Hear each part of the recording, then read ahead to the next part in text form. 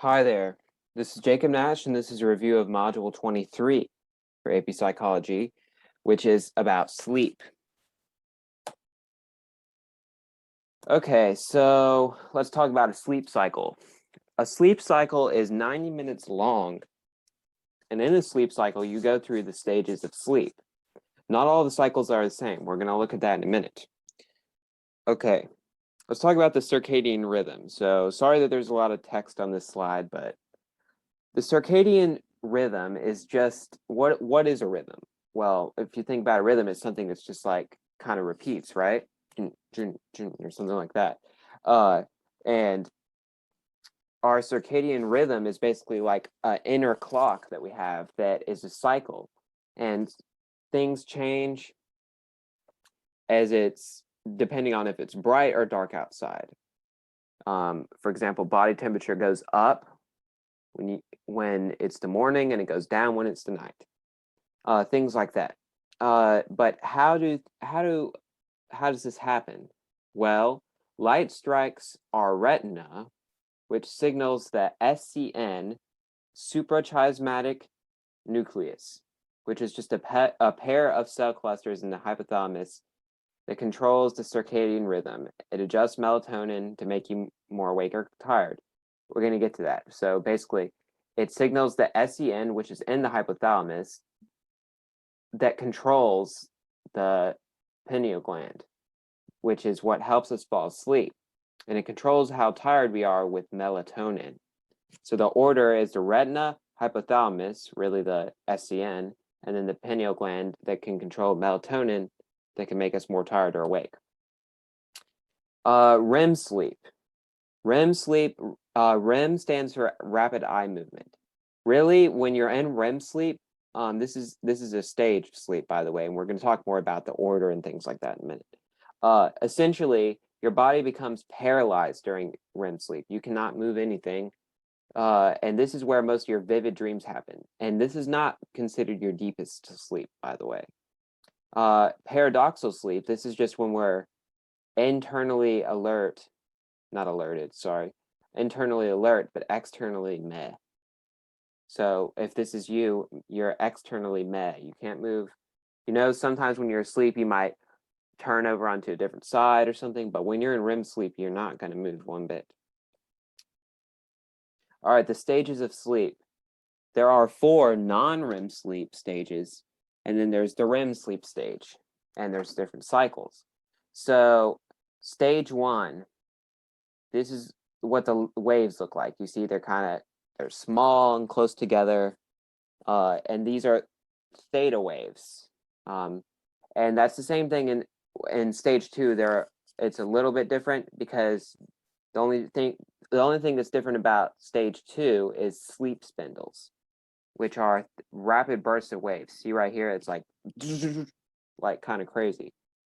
Then stage 3 and 4 are a little bit different. They start to have what's called the delta waves, which are they look like triangles, and these are more spread apart, especially stage 4. And this stage 4 is the deepest sleep, stage 4 non-REM. Then we'll have a REM sleep stage. So look, this isn't how everyone's sleep is, but this is an example of how it could be. All right, you're awake and then down. You're in stage 1. All right, you're there for a little bit. Then down to stage 2, there for a little bit. Down to stage 3, there for a little bit. Then 4. After 4, then back up. And then REM. And then back down, back up. The REM's a little bit longer. So if the REM's ever longer, it can get longer each time. Then look at that. Now we're not going into stage 4 anymore.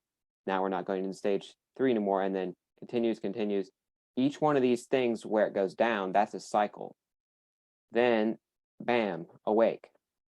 So, as you can see, stage 4 occurs only early in the night. Your deepest sleep is only early in the night. And you're supposed to apparently sleep 8 hours because you need to get enough REM sleep. Because imagine if you just got woken up right here by your alarm clock. Well, what do you know? You still needed to do that. All right, let's talk about a hypnagogic sensation. This is something that can occur in stage 1, non-REM, so that would be this. And it's where you feel like you're floating. You might think of this. Have you tried to fall asleep and then you wake up right away, like kind of like in shock, like it felt like you were floating? I know that's happened to me. That's a hypnagogic sensation.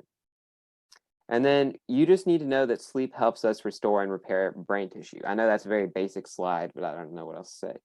All right, now let's look at some questions. Let's create an example of circadian rhythm. When early wakes up, his body temperature rises. In the evening, his body temperature decreases. Number 2, which type of sleep displays lower muscle tone? Sorry, I didn't talk about that. That's REM sleep. I mean, I sort of did, but that's just basically saying like how you can't move. What events occurs during stage 2 sleep? Sleep spindles.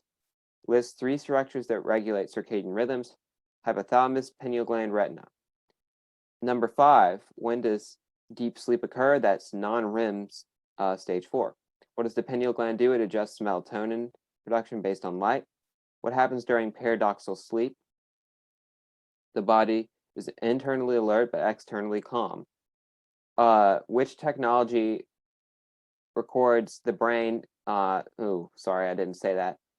Well, remember how I was just showing you the waves? That's EEG. We did talk about that like a few modules ago, but that's what does it.